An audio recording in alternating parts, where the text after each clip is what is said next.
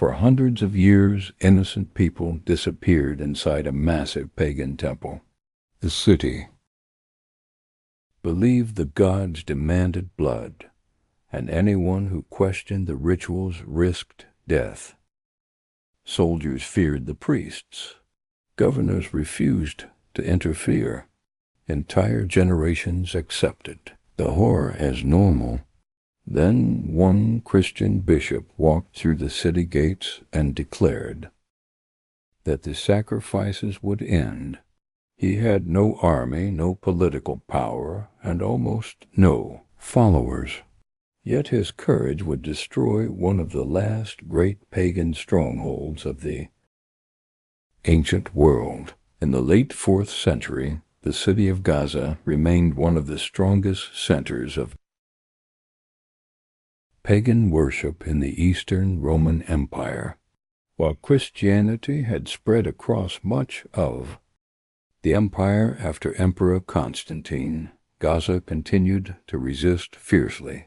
Magnificent temples dominated this city, especially the enormous temple dedicated to Mars, the chief pagan deity worshipped by the local population. Pagan priests held enormous influence over politics, trade, and public life. Christians were few in number and often lived under constant intimidation. Many feared to worship openly, knowing violence could erupt at any moment. Into this hostile environment came Porphyrius, a humble monk who had spent years living an ascetic life in the deserts near Jerusalem. He never sought fame or power. His greatest desire was simply to serve Christ faithfully. Around the year 395, he was unexpectedly chosen to become Bishop of Gaza. Friends warned him not to accept. They knew the position was one of the most dangerous in the Christian world. Several bishops before him had suffered persecution, and pagan mobs frequently attacked believers.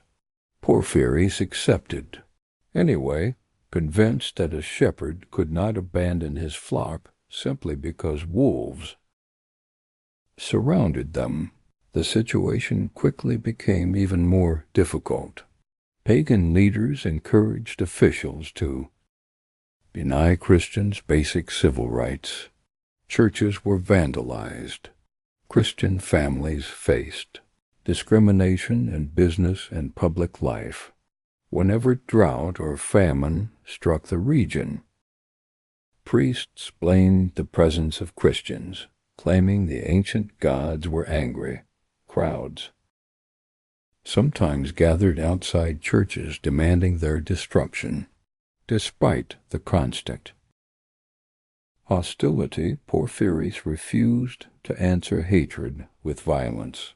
He visited the sick, regardless of their religion, cared for the poor, and continued preaching with remarkable patience.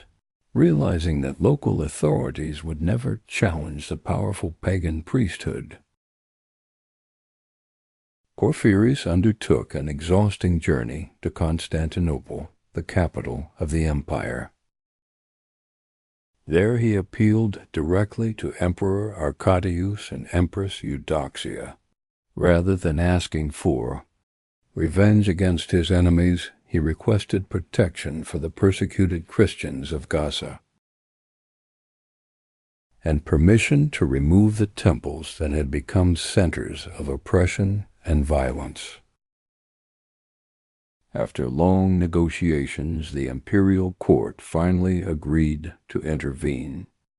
When imperial officials arrived in Gaza, carrying the emperor's decree, furious crowds filled the streets. Pagan priests denounced Porphyrius as a traitor responsible for destroying the traditions of their ancestors.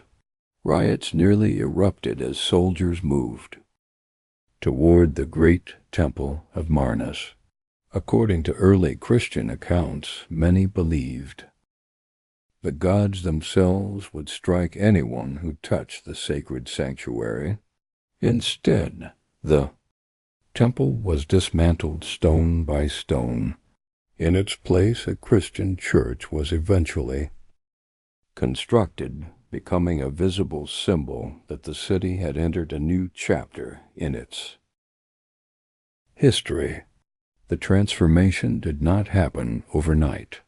Many citizens continued resisting Christianity for years. Porphyrius understood that true conversion could never be forced by imperial decrees alone. He spent the remainder of his life teaching, serving, reconciling divided families, and demonstrating through his own example the compassion of Christ. Slowly, hearts began to change. Communities once defined by fear gradually embraced peace.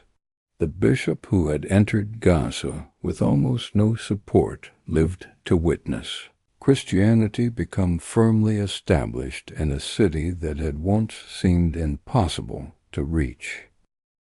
When Saint Porphyrius died in the year 420, he left behind no military victories, no conquered kingdoms, and no earthly riches. His greatest achievement was far greater. He proved that one faithful Christian, armed only with courage and unwavering trust in God, could confront centuries of fear and darkness. The temples that once symbolized terror eventually disappeared, but the faith he defended continued to grow for generations. His story reminds us that the strongest idols are not always defeated by force. Sometimes they fall because one believer refuses to bow before them.